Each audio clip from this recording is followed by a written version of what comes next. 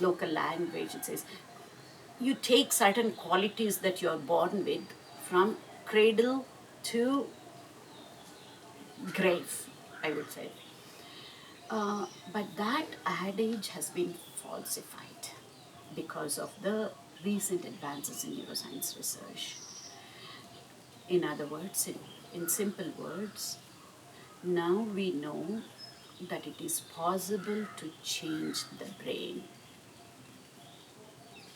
It is certainly possible to change the structure of the brain. I'm not talking from a pathological perspective, that we all know. If something happens to the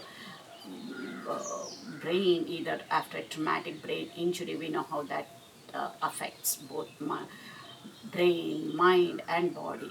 I'm talking in a most healthy manner. Of course, it's the same principle for other, whether it is unhealthy habits too. However, what has been shown in science is that if it is possible to change our minds in a highly structured, organized, willful, conscious ways, then we can change the very structure of the brain. Structure of the brain at the molecular level, at the cellular level, at the biochemical level, at the electrical level. This changing is what we call as restructuring, remolding of the brain. Yes, certain things are hardwired in us right from childhood. However, it is possible to rewire our brains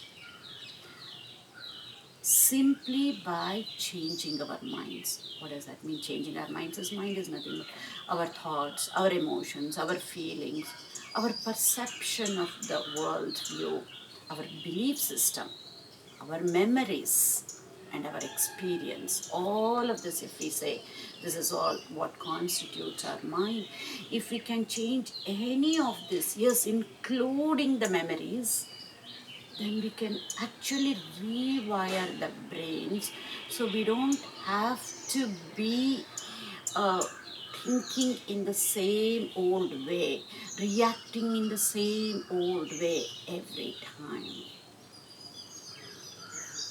This is the most exciting part, because if we keep thinking in the same old ways, and if we keep thinking in the same old ways produce results in the same old ways.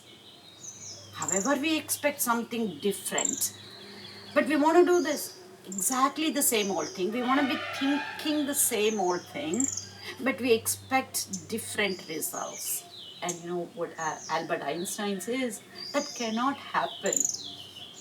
He says, doing the same thing, thinking the same thing, and expecting different results is what is called insanity. So how do we change our thinking patterns? And what happens when we change our thinking patterns? That is where we will start producing different results. It is as simple as, like, we know how to change our minds. It's very easy to change our minds. We know, in a flippant manner, we say, I don't want that herbal tea today, I want some caffeine in my tea. So we change our minds like that, not in such a flippant manner, but in a highly structured, organized, willful, effortful, conscious manner, mindful manner. When we change our minds, it is possible to change the very structure of the brain. Why do we need to change the structure of the brain? Because we know if we need to change our lives, what do? We focus on our lifestyle. Even more than that, we focus on our color of hair.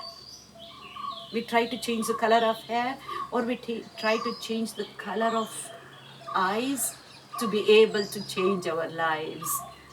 But for deeper changes to happen in our lives, yes, all of that, I'm not saying it is not right. It's not about right or wrong. We're talking in a scientific way, not from a moralistic perspective. Yes, certain changes will happen. It's only superficial and temporary. We've all been that, gone through all of this, done that. So, those are all temporary changes. But for permanent changes to happen in our life, this very structure of the brain has to change. And for that, yes, just changing the mind is not going to be enough. But whatever we change our mind, our thought patterns, our emotions, our feelings, our belief system, all of that has to end up in a change in our actions, change in our habits, changes in our behavior, and changes in our experience. Then only permanent changes in the brain can happen. For this, yoga is the way, one of the ways, of course. It's very easy to focus on the body. It's at a